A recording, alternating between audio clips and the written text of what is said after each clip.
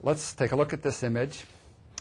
This view here is the whole high-rise field of view for this image with Victoria Crater right in the middle there.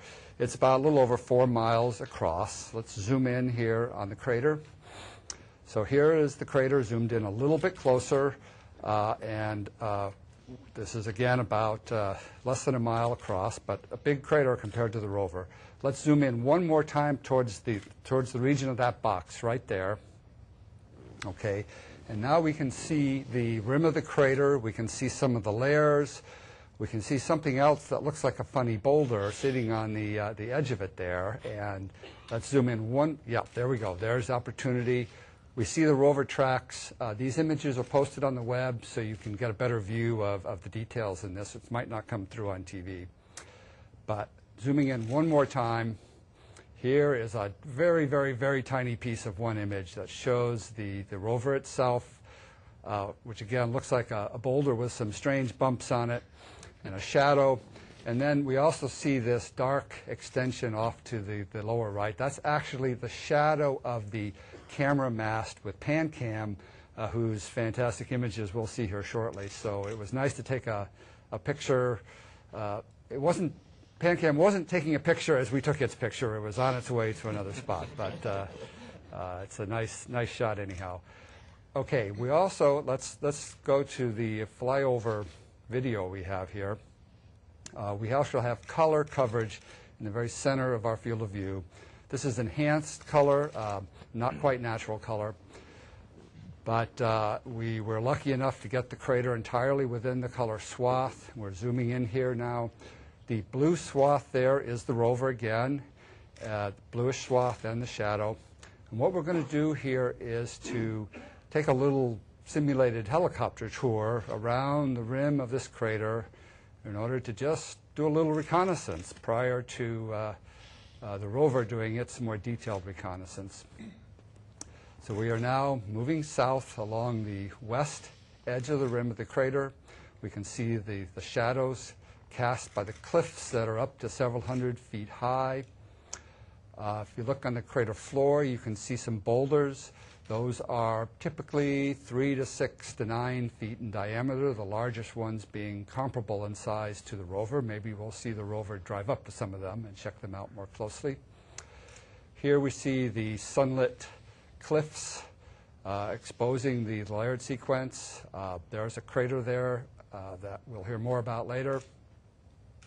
Continuing around, we see more of these boulders on the floor. We see streaks from the movement, downslope movement of materials. This crater has a distinctive shape to it on the outside with all of the bays and alcoves here. And that's related to perhaps the original shape of the crater, but accentuated by erosion and wind erosion. Right there you see a strange linear feature that's like a dike. We don't really know what it is yet. Maybe Murr will tell us that. Continuing on towards the north, again, side of the crater, we can see the shadows reappearing, more layers exposed on the top and, of course, in the cliff walls, some streaks of sand being blown out of the crater. Some of these cliffs are near vertical, so we hardly are seeing what's there. From the perspective of the ground, obviously we get a much better view of the layering in these craters.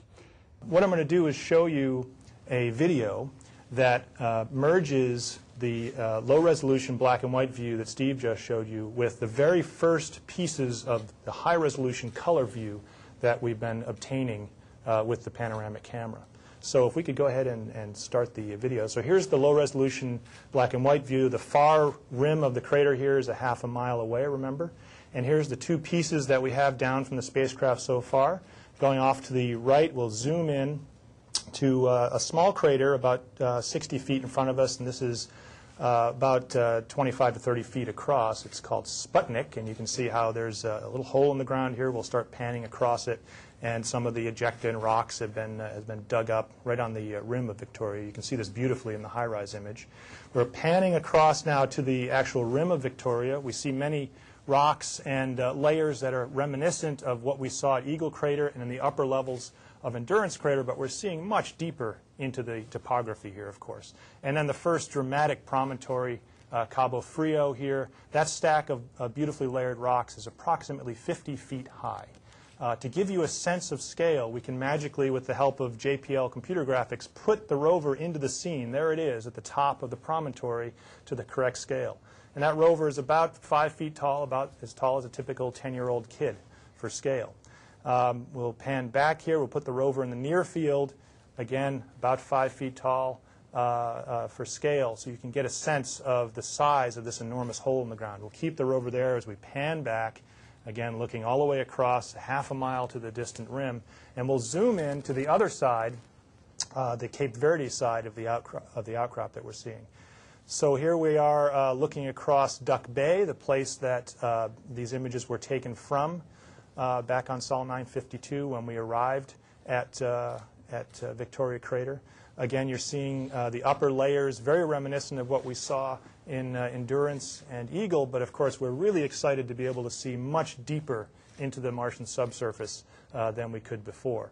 So here is the top of the Cape Verde promontory. That stack of beautifully layered sedimentary rocks is something like 15 feet or so tall.